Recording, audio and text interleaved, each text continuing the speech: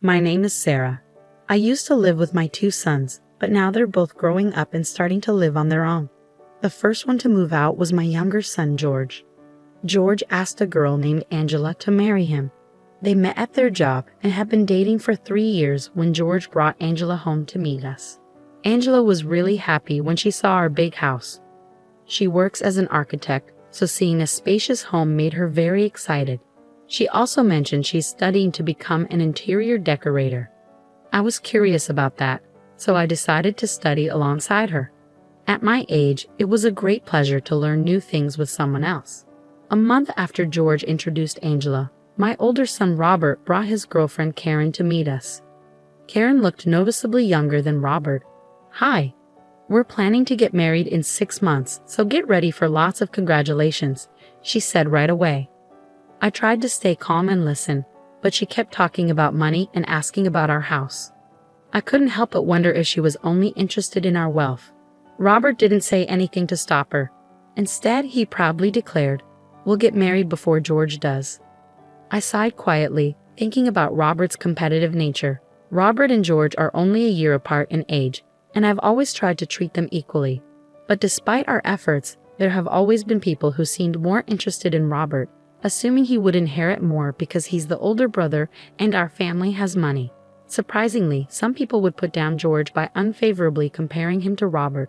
Hearing this repeatedly, Robert started believing he had to be better than George just because he was the older brother. As an adult, Robert became fixated on outshining George in everything: grades, number of girlfriends, even number of friends. While I admired his dedication to academics, both George and I were troubled by Robert's constant need to compete, even in areas where it didn't make sense. I'm sure George brought Angela home to one-up me with his fiancée. Robert must have rushed to introduce his girlfriend to gain an advantage over George. When I asked, "How long have you two been together?" Karen hesitated and said, About 3 months. We decided to get married in 3 months. I was surprised again by this sudden decision. It seemed too hasty. Do you really need to compete with your brother? After Karen left, I had a moment alone with Robert and gently said, "Robert, I see your competitive streak coming out again. Wanting to marry before George is one thing, but it doesn't really matter who marries first. And about deciding to marry after just 3 months, do you think that might be rushing things? Maybe you should consider living together first." I chose my words carefully to avoid upsetting him, but it seemed like he thought I was trying to ruin his plans to marry Karen quickly. "What's the deal? You always favored George," he said. "Dad and you never treated me like the older brother." By this, he probably meant we didn't give him special treatment just because he was older, like some other people might have done. We've always tried to treat both sons equally. I've never thought about who's more important. "And are you sure about marrying Karen?" She asked for big gifts and seemed overly interested in our house from the start. Honestly, Karen isn't the type my serious mother would usually like, but she's still the fiancé I've chosen. "Why did you accept George's fiancé so easily and not mine?" Robert complained. "It's because Angela was polite and respectful. Anyone would be wary of someone who doesn't show basic manners," I replied, thinking I was being reasonable. But Robert didn't agree and sighed in frustration. "You really do favor George," he blurted out. "But I'll get married before him," he added defiantly. As his mother, I felt partly responsible for not guiding him better, but I knew I couldn't change his mindset now that he was an adult. Once children grow up, parents aren't obligated to keep controlling their lives. They need to learn to stand on their own. Deciding to stay out of it, I let things happen naturally. Then one weekend while I was studying with Angela, the doorbell rang unexpectedly. To my surprise, it was Karen at the door. I hadn't been informed she was coming, but I invited her in nonetheless. Karen glanced at the study materials on the table and chuckled. "Are you two really studying at your age? Let me guess, did you both only finish middle school?" Her comment lacked politeness. "And Angela, you're not even married to George yet, right? So you're hanging around here hoping for an allowance from your mother-in-law," Karen added, stunning Angela. Angela quickly shook her head, clearly taken aback. Knowing Angela well, I was sure she wasn't there for money. I placed a comforting hand on her shoulder and turned to Karen. "Please refrain from making unfounded remarks. Angela and I are studying together. She hasn't asked for nor have I given her any money. In fact, I know she would refuse even if I offered, I said firmly. Angela nodded vigorously in agreement. She's genuinely polite and wouldn't visit to insult others or discuss money matters. I couldn't understand what Robert saw in Karen that made him consider marrying her. Karen seemed to pick up on my trust in Angela and abruptly finished her tea and cookies, then left quietly. But that wasn't the end of her unexpected visits. Whenever she knew I was with Angela, she would come over mockingly, commenting on how sad it was that we were studying. I began to wonder if Robert had encouraged her to belittle Angela, who was set to marry George. If so, her attempts to mock us only reflected poorly on herself. I couldn't quite grasp her true intentions. But I didn't want Angela to feel uncomfortable anymore, so we stopped studying at my place. Instead, we met at karaoke bars to study, sing, or just hang out at coffee shops. However, when Karen realized Angela wasn't coming over anymore, she remarked, "Finally, the troublesome daughter-in-law-to-be is gone.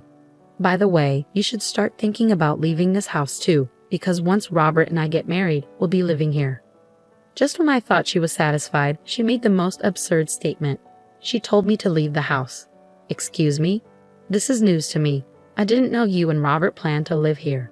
You see, mother-in-law, you've been living comfortably in this house because you were loved by your husband and taken care of by your first son, Robert, right? But now you seem to favor your second son and his wife more than Robert. It's only natural for Robert to want you out and say he can't take care of you anymore. True, Robert stays here a lot, even though he has his own place. I guess he finds it easier with me handling things around the house. George, on the other hand, enjoys cooking for himself since moving in with Angela, because Robert is always here.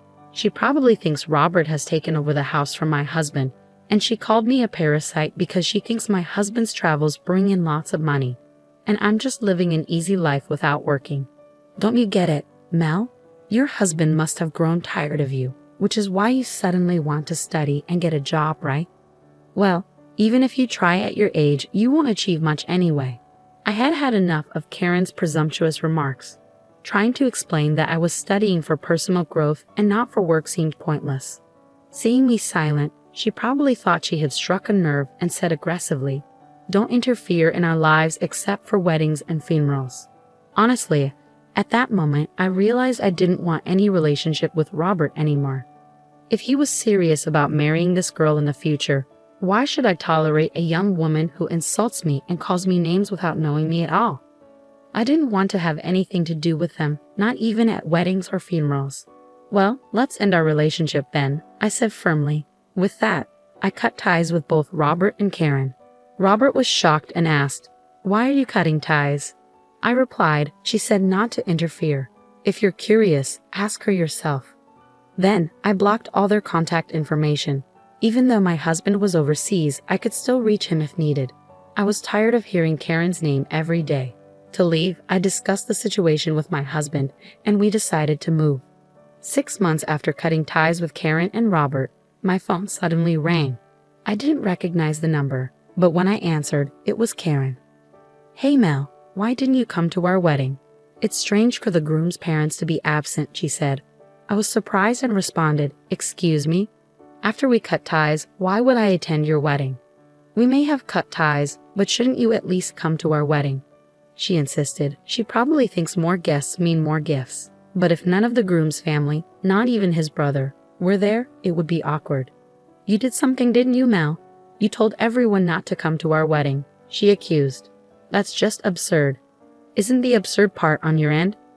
Did you choose your wedding date after seeing the invitation for George and Angela's wedding? Scheduling your wedding the day before your brother-in-law's is really unreasonable. Trying to overshadow your own brother is just wrong." "Shut up. Robert is the oldest, so he's the one who will inherit Dad's large fortune and the house. Everything revolves around Robert because he's superior," I sighed deeply. "Prioritizing Robert?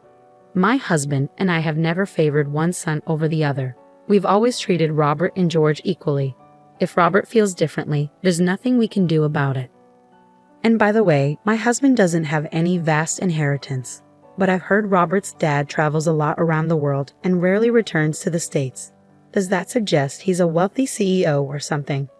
My husband is a photographer. He earns decently, but nowhere near what a big CEO makes. So if you married Robert thinking he's wealthy, you're mistaken. Though Robert does work for a reputable company, so financially you might be okay, I countered. Karen seemed taken aback, but quickly retorted. Fine. Robert and I have a lovely home without you anyway. Oh, speaking of the house, I've put it up for sale and changed the locks. If you were planning to move in after your wedding, you might want to reconsider. You sold it. Since Robert isn't the owner, he can't live there, I stated firmly. Even if you give us the house now, we won't attend your wedding to discuss this. Your wedding is in New York City, right? Yes, that's correct. We're currently in Hawaii, so we won't make it. By the time we could arrive, your ceremony would be over. Actually, George and Angela's wedding was held in Hawaii. They've always dreamed of a Hawaiian wedding, so we flew in a day before. You'd think Robert and Karen would have known that since they received the invitation, I concluded, ending the call as Karen began to cry. I immediately blocked her number. It's unbelievable that they would reach out after we cut ties with them.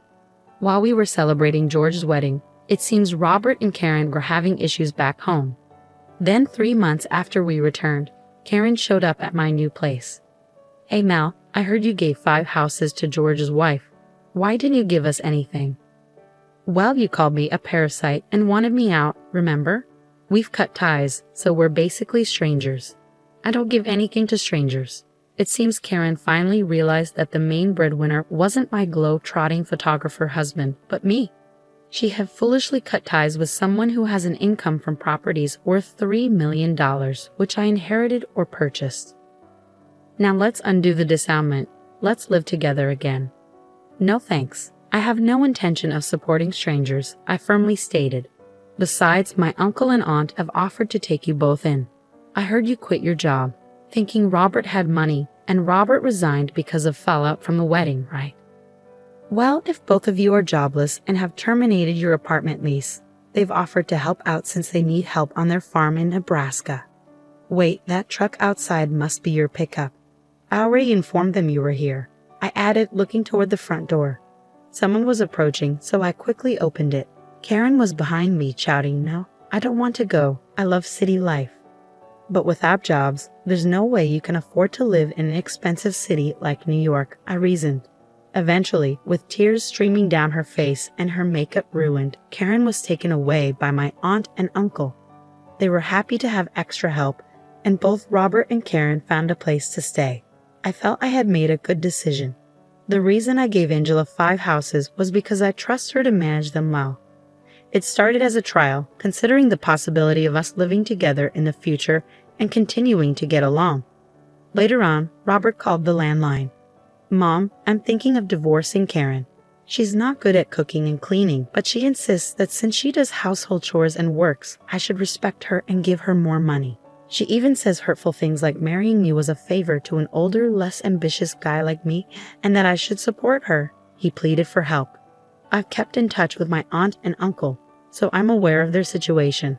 Last month, we found out Karen is pregnant, so divorce might not be approved. You're going to be the father. You need to step up, I told him before hanging up. Despite their issues, it seems Robert and Karen are staying together. I've decided to maintain my distance from them now. They need to take responsibility for their choices and work things out on their own.